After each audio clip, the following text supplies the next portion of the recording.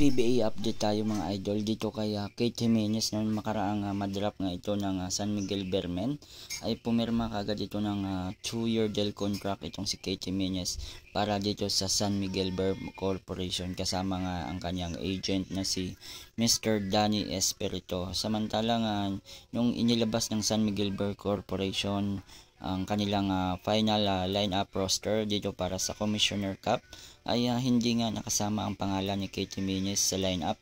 So mukhang maudlot yata ang tambalang Kate Jimenez at Terence Romeo. Ito pa naman ang inaabangan ng kanilang mga fans dito sa PBA. Ayon nga sa San Miguel Beermen ay hindi ni-release ng kanyang mother team na Jinsan Warriors dito sa MPBL nga ang rights para dito kay Kate Jimenez na makapaglaro nga sa PBA.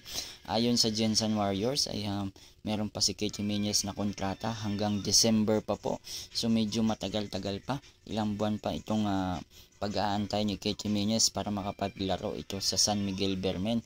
At nagbabala din ang Jinsan Warriors na kapag maglaro itong si Kate Jimenez sa PBA ay magpanukala sila sa MPBL management na iban itong si Kate Jimenez dito sa MPBL, no? So kakalungkot na balita ito para kay Kate Jimenez at sumasama na ito sa practice ng San Miguel Beermen. So antayin natin ang iba pang update para dito sa karera ni Kate Jimenez sa PBA. So sa mga hindi pa nakasubscribe, mag-subscribe na po. Salamat.